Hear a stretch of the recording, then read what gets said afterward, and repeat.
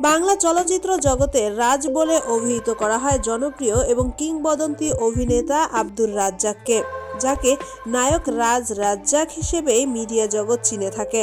আজকে তার জীবন সম্পর্কে আপনাদের কিছু কথা জানাবো, তবে তার আগে একটি কথা বলি, ভিডিওটি ভালো লাগলে অবশ্যই একটা লাইক দিবেন। 1942 সালে পশ্চিমবঙ্গের দক্ষিণ কলকাতার টালিগঞ্জে জন্মগ্রহণ করা কিংবদন্তি এই অভিনেতা সপ্তম শ্রেণীতে থাকা অবস্থাতেই অভিনয় জীবনে কাজ শুরু করেন, অর্থাৎ তখন থেকেই তিনি মঞ্চ নাটকে কাজ করতেন। তবে মিডিয়া জগতে প্রথম কাজ শুরু করেন 1966 সালে। তার অভিনীত প্রথম কাজ হচ্ছে 13 নম্বর ফিকু ওস্তাগারলেন। এখানে তিনি ছোট্ট একটি চরিত্রে কাজ করেন। অভিনয় জীবনের সফলতার আরেকটি প্রমাণ হচ্ছে 300টিরও বেশি বাংলা উর্দু সিনেমাতে কাজ করেছেন জনপ্রিয় এই অভিনেতা। সেই সাথে 16টির বেশি সিনেমা পরিচালনাও করেছেন। পেয়েছেন জাতীয় চলচ্চিত্র পুরস্কারও, তাও 1-2বার নয়, টানা 5 বার।